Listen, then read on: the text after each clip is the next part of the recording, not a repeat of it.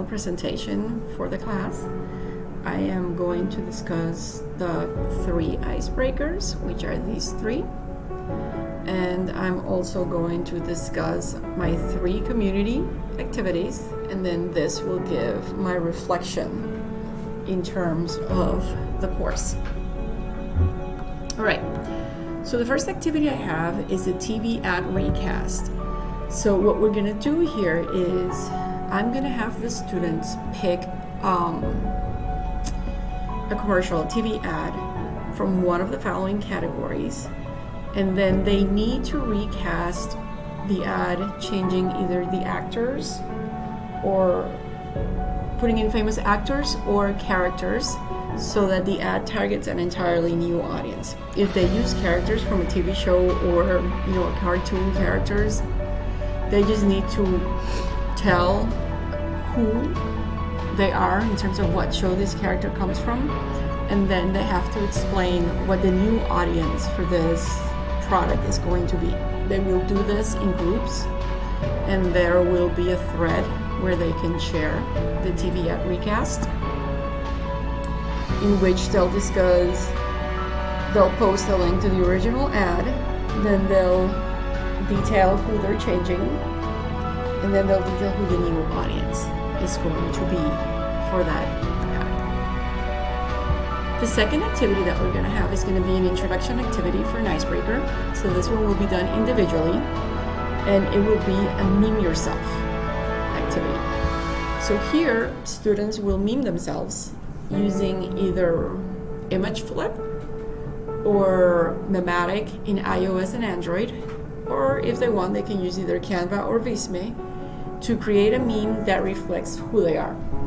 The categories that they're using are open, it's just about their personality. They can talk, whether it's their career or their personality or something they did over the summer. It's just something to get people talking, and obviously it will be then they post it on a Meet forum, and people will try to guess what they're trying to say, and then we'll probably vote on who had the funnest meme and who had the most accurate meme. We'll do some activity around it as well to build even more community with that one. I think I got this one from probably one of the things that we saw this semester, and I really liked it because it allows the student to very creatively represent who they are rather than follow, the classic prompt of, hi, tell us your name, where you're from, what's your major, that kind of thing. The third and last icebreaker that I included here is going to be a Spotify playlist. I think I also got this from either one of the things that we saw this semester, from somebody else that they discussed this. Here they'll be working in groups of 2 to create a marketing playlist. Now I kept it general in marketing so that I can use it in all the classes that I teach. They have to create a playlist that has a minimum of 3 songs. They can use any genre, pop, country, rap, whatever. But the songs have to somehow, whether with the title or in the lyrics, reference something in marketing. And then they will need to add a description once they post the playlist of the songs of what that something in each song is. And we will have a playlist forum for this. I will probably give them an example because there's an Ariana Grande song, I believe it's 7 Rings, that encompasses a really good concept within advertising, which is the AIDA concept. And I even use it in my classes because the chorus says, I see it, I like it, I want it, I get it. So it pretty much takes them through the awareness, information, desire, and action stage. So that's kind of what I'm looking for. So it works with the more introductory class in terms of we can get out the biases that they're bringing in from marketing already. And it works in the upper level marketing classes because it forces them to look back and try to remember or reintegrate things that they learned from their previous classes and the lower level marketing courses. So those are the 3 icebreakers that I think I'm going to start using, probably both in asynchronous and synchronous ones. Then for community, one of the ones that I really want to do is the 3-to-1 journals, and I'll explain how I'm going to do it in community. Now, normally I've done the 3-to-1 journals private where only I can see it. But I think what I'm going to do is I will make them public, in particular for the online classes. That way, they all get to see what each other is learning, right? So in case you don't know what a 3-to-1 journal is 3 things you learn, 2 things you find interesting, and 1 thing that is still either confusing or clear, or you're just not sure about it yet. What I want them to do for this is they have to go into the journals and answer one of the questions. So they have to go into one journal, they get to choose which journal, and answer that one question that that person has. Obviously they can only go into one journal, because then otherwise I could have the overachieving student that answers everybody's question, but that's not the point. So for this, they will either know the answer to the question, can either research the answer to the question, or can just really say, look, I just like you, that's a question that I have and I would like some answer.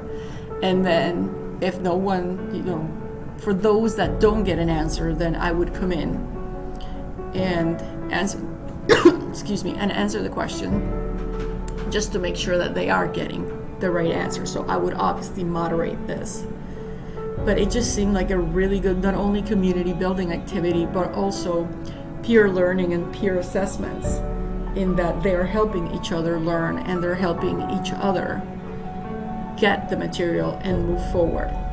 Which for me, the community aspect is important because we do a lot of working groups.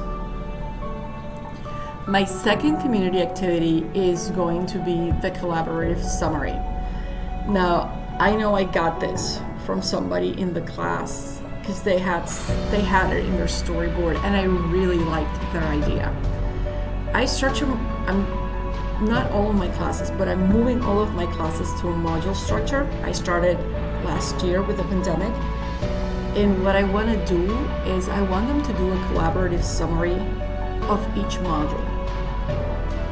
Now, I'm not set yet on how I want to do this, because I see benefits to using a slide deck, but I also see benefits to having them do a collaborative infographic, or maybe having them do a collaborative mind map, and even having them do a collaborate video, multimedia, or podcast. So knowing myself, I'll probably go through all the formats, and what we'll do is, at the beginning of the module, as a class, we are going to select the format that we're going to use for that module. Obviously, they'll have instructions of how each format works.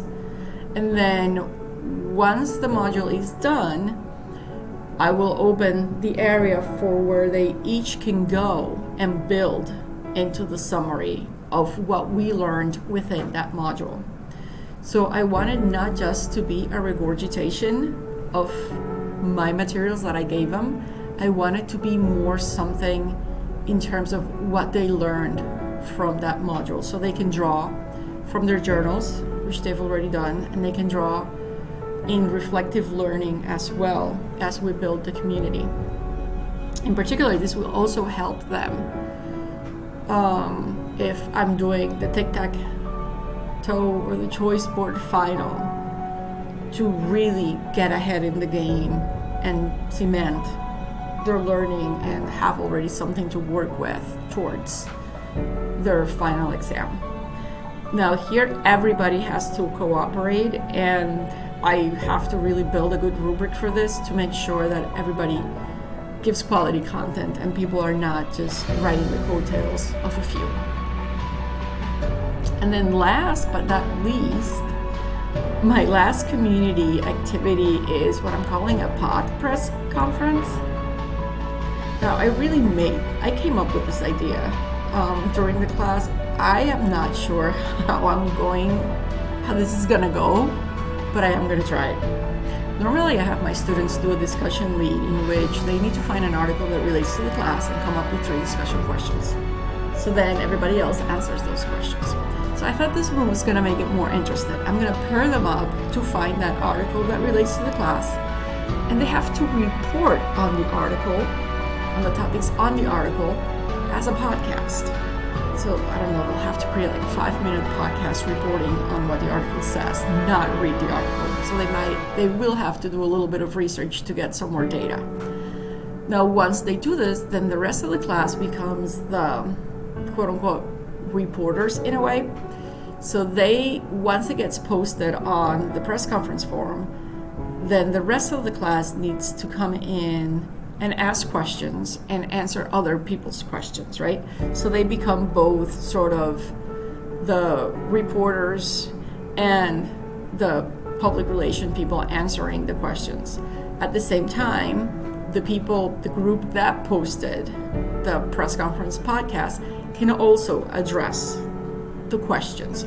So it becomes a community building assignment because they're all working together towards clearing up this subject.